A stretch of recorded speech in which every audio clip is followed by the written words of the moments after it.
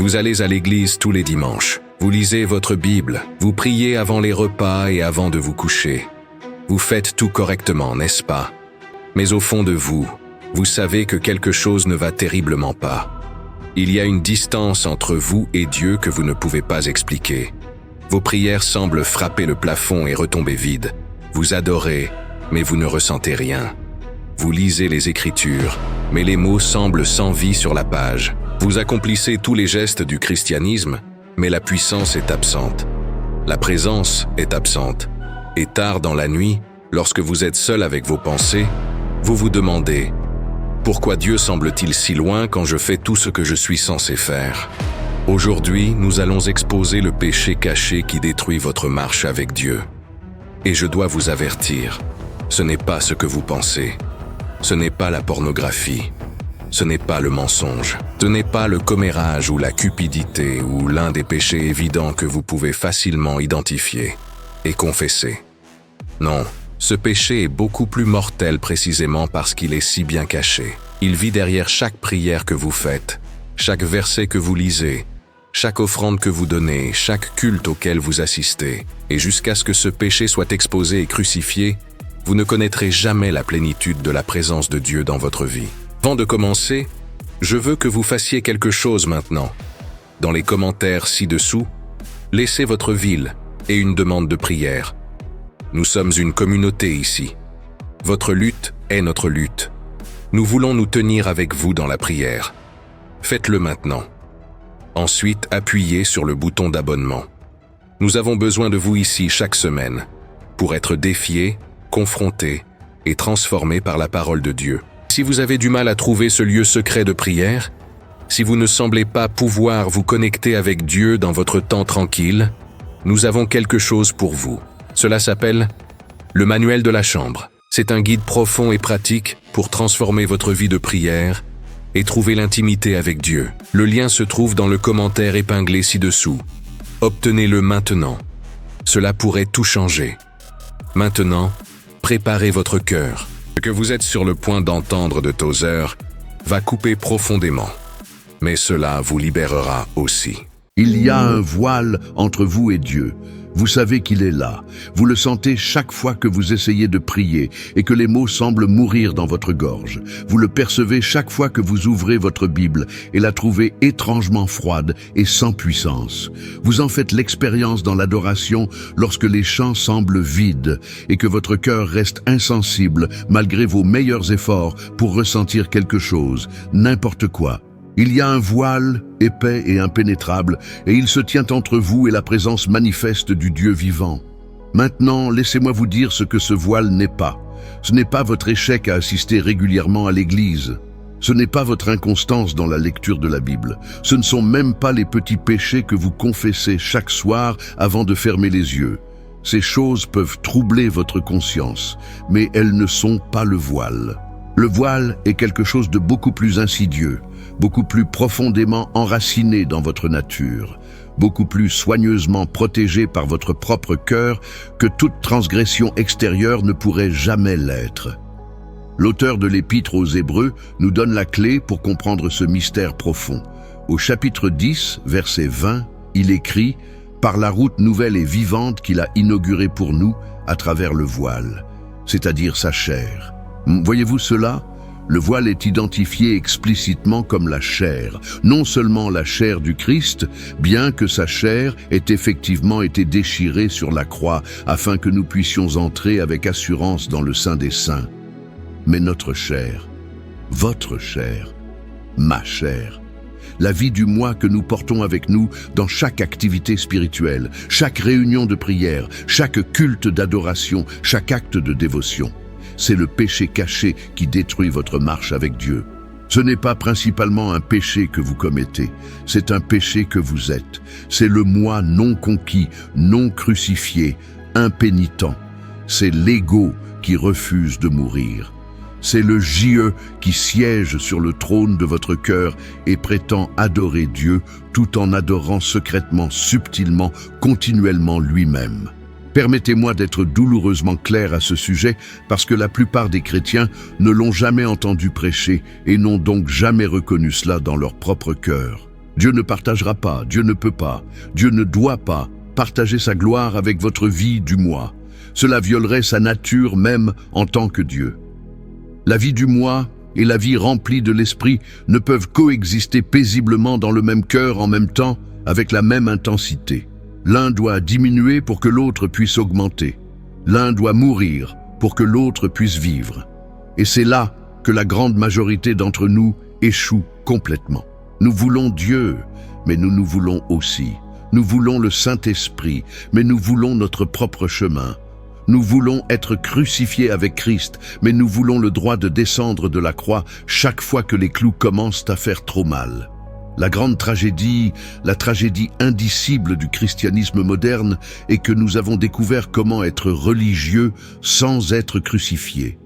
Nous avons trouvé un moyen d'être occupés pour Dieu sans mourir à nous-mêmes. Nous avons créé tout un système d'activités chrétiennes, de programmes, de conférences, de méthodes, de stratégies et de séminaires qui peuvent fonctionner parfaitement bien, même avec succès selon les normes mondaines, avec la vie du moi assise confortablement et sans être dérangée sur le siège du conducteur de nos cœurs. Nous avons confondu l'activité avec la mort. Nous avons confondu le service avec la reddition. Nous avons remplacé le travail brutal et agonisant de la croix par une douzaine de substituts moindres, plus faciles, plus confortables, qui nous permettent de nous sentir spirituels, de paraître engagés, d'être admirés par d'autres, comme des chrétiens dévoués, le tout sans que la vie du moi soit véritablement défiée, confrontée ou conquise. Mais Dieu n'est pas trompé, Dieu n'est pas impressionné, Dieu n'est pas dupé par nos performances religieuses. Il voit au-delà de votre service votre motif secret de servir. Il regarde au-delà de votre sacrifice votre satisfaction cachée de l'avoir fait. Il voit à travers vos prières et sait si vous cherchez vraiment sa face ou si vous cherchez simplement sa main pour la remplir de bénédictions. Il sait, et vous savez au fond de vous si vous êtes honnête, que vous pouvez prêcher avec éloquence, prier avec une passion apparente, donner avec une générosité apparente, servir avec un dévouement infatigable, et faire tout cela pendant que la vie du moi reste complètement intacte, non défiée, non mortifiée, non conquise, siégeant fièrement sur le trône de votre cœur où Christ seul devrait régner. C'est pourquoi vous ressentez cette terrible distance de Dieu. C'est pourquoi vos prières semblent rebondir sur le plafond et retomber sans réponse. C'est pourquoi la Bible semble morte et impuissante dans vos mains. C'est pourquoi l'adoration vous laisse froid et vide. C'est pourquoi vous pouvez être à l'église, entouré d'autres croyants, et vous sentir encore complètement seul. Le voile du moi se tient entre vous et Dieu. Et jusqu'à ce que ce voile soit déchiré de haut en bas, jusqu'à ce que cette chair soit clouée sur une croix et laissée là pour mourir, vous continuerez à vivre dans la cour extérieure de l'activité religieuse tandis que le Saint des Saints, où Dieu demeure dans une gloire inaccessible, reste à jamais fermé pour vous. Maintenant, laissez-moi décrire cette vie du moi en détail afin que vous puissiez la reconnaître opérant dans votre propre cœur. Elle se manifeste sous de nombreuses formes, et toutes sont respectables. Toutes sont défendues, et même louées par de bons chrétiens, qui ne les ont jamais vues pour ce qu'elles sont vraiment, des ennemis mortels de la spiritualité authentique. D'abord, il y a l'auto-justice. C'est l'attitude subtile et empoisonnée qui murmure « Je suis meilleur que les autres chrétiens, je prie plus qu'eux, je lis ma Bible plus fidèlement, je donne plus sacrificiellement. Je sers plus régulièrement. Je suis plus engagé, plus zélé, plus dévoué à la cause du Christ. Et par conséquent, Dieu devrait me bénir. Dieu devrait répondre à mes prières. Dieu devrait m'utiliser de manière puissante. C'est le pharisien debout dans le temple, remerciant Dieu de ne pas être comme les autres hommes, en particulier ce pécheur de publicain là-bas. Et qu'a dit Jésus à propos de cet homme? Il est rentré chez lui non justifié. Pourquoi? Parce que sa justice venait du moi, pas de Dieu. Elle est née dans l'orgueil, nourrie dans la comparaison, et elle puait aux narines d'un Dieu saint qui résiste aux orgueilleux et ne donne la grâce qu'aux humbles. L'autojustice est mortelle parce qu'elle vous fait sentir spirituel tout en vous maintenant complètement séparé de Dieu. Elle vous donne un sentiment de supériorité qui ressemble à la sainteté, mais qui est en réalité le pire type de péché. Elle vous fait regarder de haut les autres croyants, juger leur engagement, critiquer leurs échecs, tout en restant aveugle à la poutre dans votre propre œil. Et l'ironie terrible est que plus vous devenez auto-juste, plus vous priez, plus vous servez, plus vous faites toutes les choses extérieures qui ressemblent à la dévotion, plus vous vous éloignez du cœur de Dieu qui est doux et humble et qui n'est pas venu pour appeler les justes, mais les pécheurs à la repentance. Ensuite, il y a l'apitoiement sur soi. C'est un autre visage de la vie du moi, et il est tout aussi mortel que l'auto-justice, bien qu'il semble en être l'opposé. L'apitoiement sur soi dit « Personne ne me comprend, personne n'apprécie mes sacrifices. Je travaille si dur pour Dieu et je ne reçois aucune reconnaissance. Je sers fidèlement et je suis négligé. Je souffre et personne ne s'en soucie. Pourquoi Dieu permet-il cela ? Pourquoi ne récompense-t-il pas ma fidélité ? Pourquoi d'autres qui sont moins engagés sont-ils bénis alors que je lutte ? C'est la vie du moi enveloppée dans les vêtements de la victime, et c'est un poison pour votre âme. L'apitoiement sur soi maintient vos yeux sur vous-même au lieu du Christ. Il fait de vous le centre de votre propre univers. Il vous fait tout mesurer par la façon dont cela vous affecte, comment cela vous fait sentir, ce que vous en retirez. Et le pire de tout, il vous fait croire que Dieu vous doit quelque chose, que votre service mérite une récompense, que votre souffrance vous donne droit à un traitement spécial. Mais écoutez attentivement. Dieu ne vous doit rien. Il ne l'a jamais fait et ne le fera jamais. Tout ce que vous avez, c'est grâce. Chaque respiration que vous prenez est miséricorde. Et si vous passez votre vie dans l'apitoiement sur vous-même, comparant vos bénédictions à celles des autres, mesurant si vous obtenez ce que vous méritez, vous manquerez tout le sens de l'Évangile, qui est que Christ est mort pour vous, quand vous ne méritiez rien d'autre que la colère. Il y a aussi l'autodéfense, c'est l'aspect de la vie du moi, qui ne peut supporter d'être critiqué, corrigé ou remis en question. C'est cette réaction instantanée lorsque quelqu'un pointe un défaut dans votre caractère ou remet en question une décision que vous avez prise. Vous sentez cette vague de défensive monter dans votre poitrine. Votre esprit commence immédiatement à construire des arguments pour vous justifier, pour prouver que vous aviez raison, pour montrer que l'autre personne a mal compris ou était injuste. Vous ne pouvez pas laisser passer. Vous devez vous défendre. Vous devez prouver votre innocence. Vous devez protéger votre réputation. Mais c'est la vie du moi qui lutte pour survivre, et elle est complètement incompatible avec la vie crucifiée. Jésus, lorsqu'il a été outragé, n'a pas répliqué. Lorsqu'il a souffert, il n'a pas menacé, mais s'en est remis à celui qui juge justement. Il n'a rien défendu, il n'a rien justifié, il n'a rien expliqué. Il s'est permis d'être mal compris, faussement accusé, injustement condamné, et il n'a pas ouvert la bouche. Pourquoi ? Parce que la vie du moi était morte en lui. Il n'avait pas d'ego à protéger, pas de réputation à défendre, pas de droit à maintenir. Il était parfaitement libre parce qu'il était parfaitement soumis. Et puis il y a l'auto-admiration. C'est peut-être la forme la plus subtile et donc la plus dangereuse de la vie du moi. C'est le plaisir silencieux que vous prenez dans votre propre spiritualité. La satisfaction secrète lorsque quelqu'un loue votre prière ou complimente votre service. La lueur intérieure que vous ressentez lorsque vous avez fait quelque chose de particulièrement sacrificiel et spirituel. Vous ne l'admettriez jamais à personne. Vous pourriez même ne pas l'admettre complètement à vous-même. Mais c'est là, cette petite étincelle d'orgueil, ce petit sentiment de supériorité, ce sentiment presque imperceptible que vous devenez un chrétien assez mûr, engagé et impressionnant. C'est mortel parce que cela peut coexister avec une activité spirituelle authentique. Vous pouvez vraiment prier, vraiment servir, vraiment sacrifier et avoir encore ce poison d'auto-admiration corrompant tout de l'intérieur.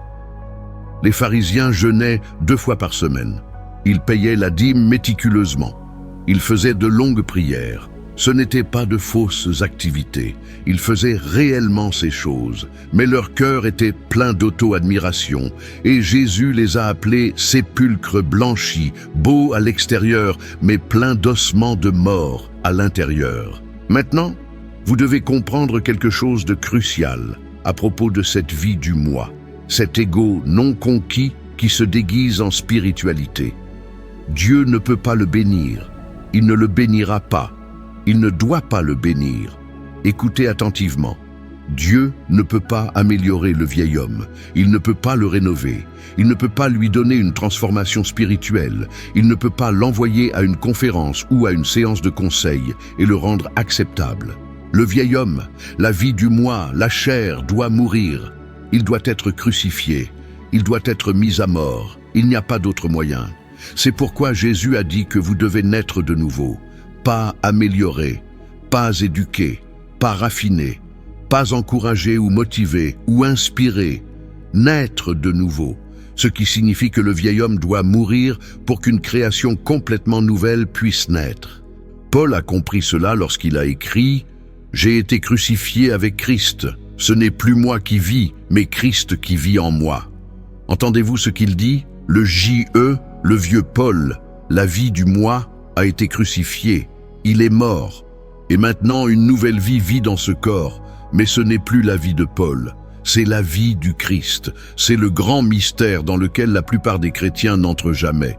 Nous voulons ajouter Christ à nos vies. Nous voulons qu'il nous aide, nous bénisse, nous utilise, nous rende prospères. Mais il ne veut pas être ajouté à votre vie. Il veut être votre vie. Il ne veut pas aider le vieux vous à devenir un meilleur vous. Il veut que le vieux vous meure afin qu'il puisse vivre là où vous viviez. Et c'est là que l'évangile devient scandaleux pour nos sensibilités modernes. On nous a dit que le christianisme consiste à se trouver soi-même, à découvrir son potentiel, à devenir la meilleure version de soi. Mais Jésus a dit que vous devez vous perdre, vous devez vous renier. Vous devez prendre une croix, qui est un instrument de mort, et le suivre. La croix n'est pas une décoration. Ce n'est pas un bijou. Ce n'est pas un symbole de religiosité. C'est l'endroit où la vie du moi va mourir. Paul dit dans Romains chapitre 6 que nous sommes baptisés dans la mort du Christ. Notre vieil homme a été crucifié avec lui. Le corps du péché a été annulé. Nous sommes morts au péché et vivants pour Dieu. Ce n'est pas de la poésie, ce n'est pas une métaphore, c'est la réalité spirituelle réelle qui doit devenir expérientiellement vraie dans votre vie où vous ne connaîtrez jamais la plénitude de la présence et de la puissance de Dieu. Mais voici ce qui se passe avec la plupart des chrétiens. Nous avons une crucifixion partielle. Nous permettons à certains aspects de la vie du moi d'être traités tout en protégeant soigneusement d'autres. Nous abandonnerons les péchés évidents. Nous rendrons certains conforts. Nous ferons certains sacrifices, mais nous gardons ce noyau du moi intact. Nous gardons le contrôle de nos vies. Nous gardons nos droits. Nous gardons nos plans. Nous gardons notre réputation. Nous gardons nos zones de confort. Et puis, nous nous demandons pourquoi la puissance de Dieu ne coule pas à travers nous. Nous nous demandons pourquoi nos prières ne sont pas exaucées. Nous nous demandons pourquoi nous ne faisons pas l'expérience de la joie, de la paix et de la victoire que la Bible promet. La raison est simple. La vie du moi est toujours sur le trône. Vous avez donné à Dieu vos services, mais pas votre souveraineté. Vous lui avez donné vos activités, mais pas votre autonomie. Vous lui avez donné votre temps, mais pas votre trône. Et Dieu ne sera pas un copilote. Il ne partagera pas le trône.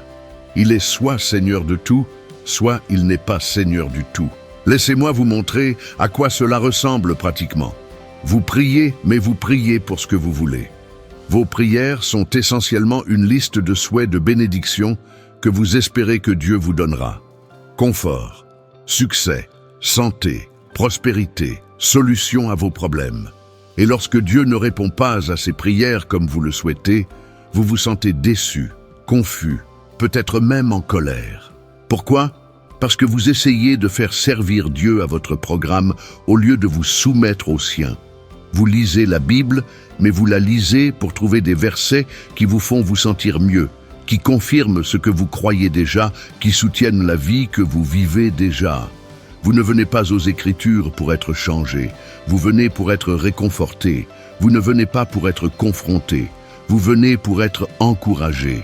Et ainsi, la parole de Dieu, qui est vivante et efficace et plus tranchante qu'aucune épée à deux tranchants, devient un manuel religieux terne que vous lisez par devoir, mais qui ne vous transforme jamais réellement.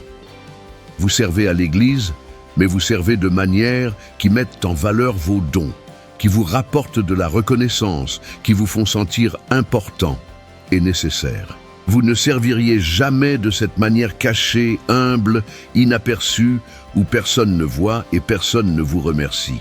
Pourquoi ? Parce que votre service concerne en réalité vous.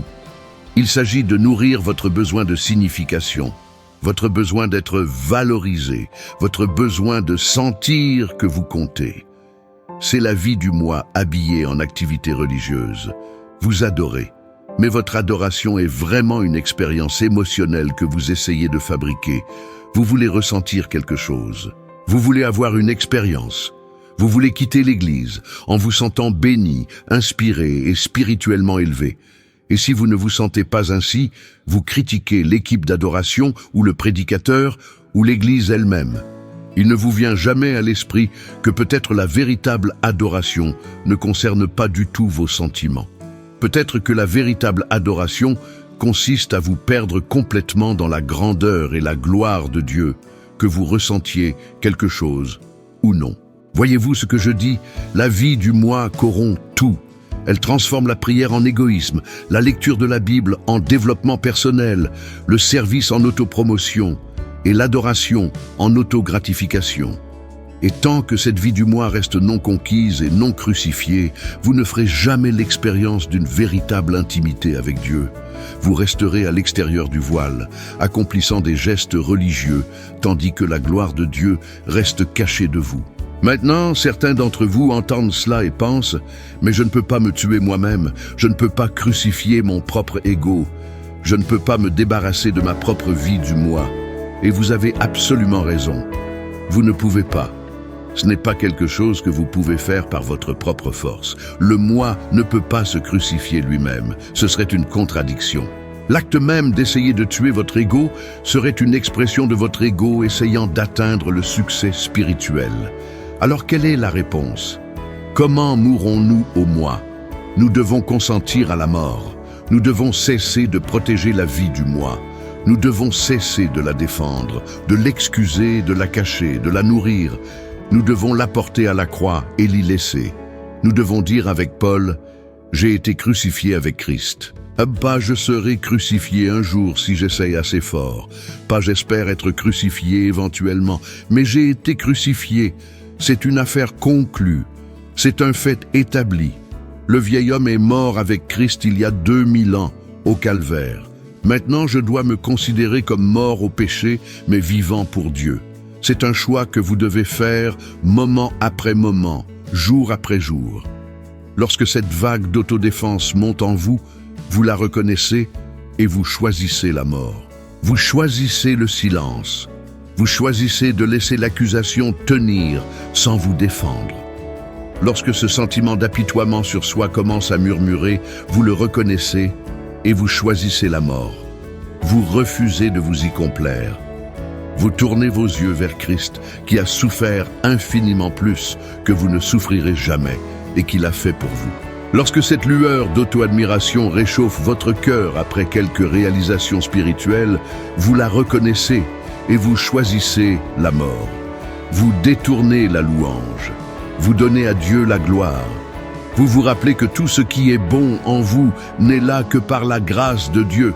C'est la vie crucifiée, ce n'est pas une expérience unique, ce n'est pas un moment de crise à un hôtel où vous avez une expérience émotionnelle écrasante et ensuite c'est terminé. Non, c'est une décision quotidienne. Jésus a dit que vous devez prendre votre croix chaque jour et le suivre. Chaque jour, vous vous réveillez et la vie du moi veut ressusciter. Chaque jour, vous devez choisir à nouveau la mort. Chaque jour, vous devez clouer cet ego de nouveau sur la croix où il appartient.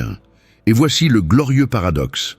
Lorsque vous mourrez au moi, vous commencez vraiment à vivre. Lorsque vous perdez votre vie pour l'amour de Christ, vous la trouvez. Lorsque le vieil homme est crucifié, Christ vient vivre en vous avec puissance, gloire et plénitude. Le voile est déchiré, la distance disparaît. Dieu n'est plus loin, mais intimement présent. Vos prières deviennent puissantes parce qu'elles ne concernent plus vous. Votre lecture de la Bible devient transformatrice parce que vous ne lisez plus pour confirmer vos opinions, mais pour être changé. Votre service devient joyeux parce qu'il ne concerne plus la reconnaissance, mais l'amour. Votre adoration devient authentique parce qu'elle ne concerne plus vos sentiments, mais sa dignité. C'est ce que Dieu a attendu. C'est ce qu'il a essayé de vous amener à travers toutes vos déceptions, toutes vos saisons sèches, toutes vos prières sans réponse. Il a essayé de vous montrer que le voile entre vous et lui n'est pas quelque chose d'externe. C'est vous, c'est votre vie du moi. Et jusqu'à ce que vous consentiez à sa mort, jusqu'à ce que vous cessiez d'essayer de préserver, protéger et promouvoir vous-même, vous resterez à l'extérieur du Saint des Saints où demeure sa gloire. Laissez-moi vous demander directement, à quoi vous accrochez-vous? Quelle partie de la vie du moi protégez-vous encore? Est-ce votre réputation, votre confort, vos plans, vos droits, votre besoin d'être compris, apprécié, reconnu? Qu'est-ce que vous avez secrètement peur de rendre parce que vous pensez que si vous le laissez aller, vous perdrez quelque chose d'essentiel à qui vous êtes? Laissez-moi vous dire la vérité. Tout ce à quoi vous vous accrochez vous tue spirituellement. C'est cette chose qui maintient le voile en place. C'est cette chose qui bloque le flux de la présence et de la puissance de Dieu dans votre vie. Et jusqu'à ce que vous soyez prêt à la laisser mourir, à la rendre complètement, à la clouer sur la croix et à l'y laisser, vous continuerez à vivre dans la pauvreté spirituelle et l'impuissance, peu importe combien d'activités religieuses vous entreprenez. Dieu vous appelle à un lieu de reddition absolue. Pas partiel, pas en grande partie, pas tout sauf cette seule chose. Absolue, totale, complète. Il veut tout de vous, pas seulement les parties que vous êtes à l'aise de lui donner. Il veut toute votre vie, tout votre cœur, toute votre volonté, tout votre avenir. Il veut être Seigneur, pas seulement Sauveur. Et la seule façon qu'il puisse être Seigneur est si vous descendez du trône. La seule façon que Christ puisse vivre sa vie à travers vous est si vous cessez d'essayer de vivre votre vie pour lui. C'est coûteux. Ne vous y trompez pas. La vie crucifiée vous coûtera tout. Elle vous coûtera votre fierté, votre indépendance, votre autodétermination, votre image soigneusement construite, votre besoin d'approbation des autres, vos zones de confort, vos couvertures de sécurité. Jésus a dit que vous ne pouvez pas être son disciple à moins que vous ne haïssiez votre propre vie. C'est une parole dure, mais c'est vrai. Vous devez l'aimer plus que vous ne vous aimez vous-même. Vous devez valoriser sa volonté plus que la vôtre. Vous devez désirer sa gloire plus que votre propre avancement. Mais voici ce que vous gagnez. Tout. Vous gagnez Christ. Vous gagnez sa présence, sa puissance, sa paix, sa joie, son but. Vous gagnez une vie qui compte vraiment, qui a une signification éternelle, qui porte du fruit pour le royaume de Dieu. Vous gagnez l'intimité avec le Père, le genre de relation que Moïse avait, que David avait, que Paul avait. Vous gagnez la capacité de prier avec puissance, de voir Dieu se mouvoir en réponse à vos prières. Vous gagnez l'expérience de sa présence manifeste, de savoir au-delà de tout doute qu'il est avec vous, qu'il vous entend, qu'il vous aime. Mais vous ne pouvez pas avoir cela tout en vous accrochant à votre vie du moi. Vous ne pouvez pas servir deux maîtres.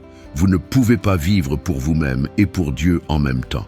Le voile de la chair doit être déchiré. Le vieil homme doit être crucifié. La vie du moi doit mourir. Alors, je vous appelle maintenant, en ce moment, à prendre une décision. Cessez de vous cacher derrière l'activité religieuse. Cessez de prétendre qu'aller à l'église, lire votre Bible et dire des prières suffit. Ce n'est pas suffisant. Dieu veut votre cœur. Il veut votre reddition. Il veut que vous veniez à la croix et consentiez à la mort. Mort à votre ego, mort à votre fierté, mort à votre besoin de contrôle, Mort à votre auto-justice, votre apitoiement sur vous-même, votre autodéfense, votre auto-admiration. Mort à tout cela. C'est le seul chemin à travers le voile vers le Saint des Saints. C'est le seul moyen de faire l'expérience de la plénitude de la présence de Dieu. C'est le seul moyen de vivre la vie chrétienne abondante, victorieuse et puissante que Jésus a promise. Et cela commence par une simple prière. Non pas ma volonté, mais que la tienne soit faite. Non pas ma vie, mais Christ vivant en moi. Non pas moi, mais Christ. Allez-vous faire cette prière maintenant ? Allez-vous le dire de tout votre cœur? Allez-vous cesser de lutter pour préserver votre vie du moi et consentir plutôt à sa mort? Allez-vous descendre du trône de votre cœur et laisser Jésus prendre sa place légitime comme Seigneur? C'est le moment. C'est le point de crise. Tout change à partir d'ici. Le voile peut être déchiré aujourd'hui. La distance peut prendre fin aujourd'hui. Dieu peut devenir intimement réel pour vous aujourd'hui. Mais seulement si vous êtes prêt à mourir, seulement si vous êtes prêt à lâcher cette vie du moi à laquelle vous vous êtes accroché si longtemps. Je vous le dis, en tant que quelqu'un qui a marché sur ce chemin, en tant que quelqu'un qui est mort 1000 morts au mois et qui meurt encore quotidiennement, cela en vaut la peine. Tout ce que vous perdez est de la poubelle comparé à ce que vous gagnez en Christ. La vie crucifiée est la seule vie qui vaut la peine d'être vécue. Le cœur rendu est le seul cœur qui expérimente la vraie joie. La personne qui a perdu sa vie pour l'amour de Christ est la seule personne qui a vraiment trouvé la vie. Alors venez à la croix, apportez votre vie du moi et clouez-la là. Apportez votre fierté, votre ego, votre besoin de reconnaissance, votre désir de confort, vos plans, vos droits, votre réputation. Apportez tout cela et laissez-le à la croix. Laissez-le mourir. Consentez à la mort. Et puis observez comment Dieu déchire le voile de haut en bas et inonde votre vie de sa présence, de sa puissance, de sa gloire. C'est l'Évangile. C'est la vie crucifiée. C'est le chemin étroit qui mène à la vie. Et peu nombreux sont ceux qui le trouvent. Serez-vous l'un d'eux? Paierez-vous le prix? Laisserez-vous la vie du moi mourir pour que Christ puisse vivre? Le choix vous appartient. Mais comprenez ceci. Tant que le voile du moi demeure, Dieu semblera distant. Vos prières sembleront impuissantes. Votre Bible semblera morte. Votre adoration semblera vide. Vous vivrez dans l'activité religieuse, mais la pauvreté spirituelle. Mais au moment où vous consentez à la mort, au moment où vous vous rendez vraiment, au moment où la vie du moi est crucifiée, tout change. Le voile est déchiré. Dieu se précipite. Et vous découvrez ce que vous avez cherché depuis le début.